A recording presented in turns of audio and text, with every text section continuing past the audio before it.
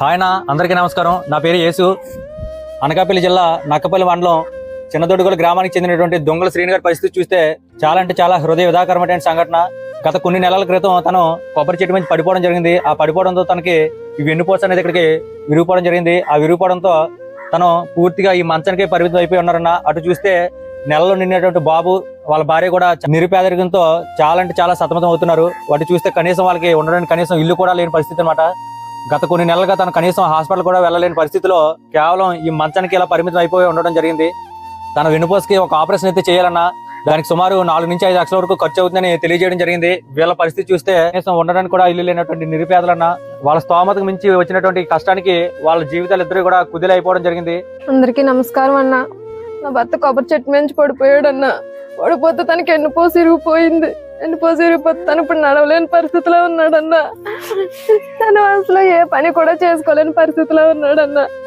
నాకంటూ ఎవరు లేరన్నా. చిన్న పిల్లోడు అన్న, మీరే ఎలాగన్నా మాకు సహాయం చేయండి అన్న. నా భర్త నడిచేలా మీరే చేయండి అన్న. మేము చూస్తే తనే మాకన్నీ తెచ్చిపెట్టేవాడు. ఈ రోజు తను ఈ పరిస్థితిలో ఉన్నాడు. మమ్మల్ని చూసుకునే వాళ్ళు కూడా ఎవరూ లేరు. నాకు తెలియదంటే నాకు పెళ్ళైన తర్వాత చనిపోయారన్న.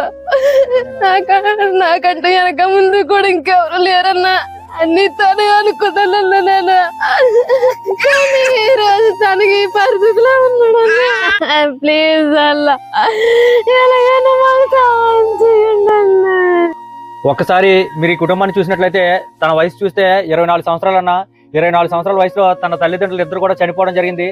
తన భర్త చూస్తే ఇలా మంచానికి పరిమితం అయిపోయి ఉన్నారు. ఇలాంటి కష్టకాలంలో ఉన్నట్టు ఈ కుటుంబానికి మా వంతు సాయంగా ముందుగా 5,000 రూపాయలు సాయం చేయడం జరుగుతుంది.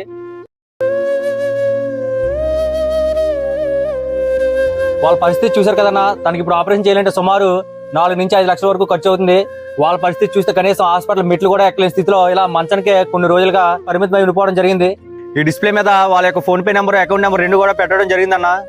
ప్లీజ్ అన్న, ఈ పసిబాబుని చూడండి. ఈ పసిబాబుని చూసినా సరే ప్రతి ఒక్కరు కూడా దయచేసి మీకు తోచిన సహాయం చేయండి అన్న. మీరు ఒకవేళ హెల్ప్ చేయలేకపోయినా సరే కనీసం ఒక 10 మందికైనా షేర్ చేయండి అన్న.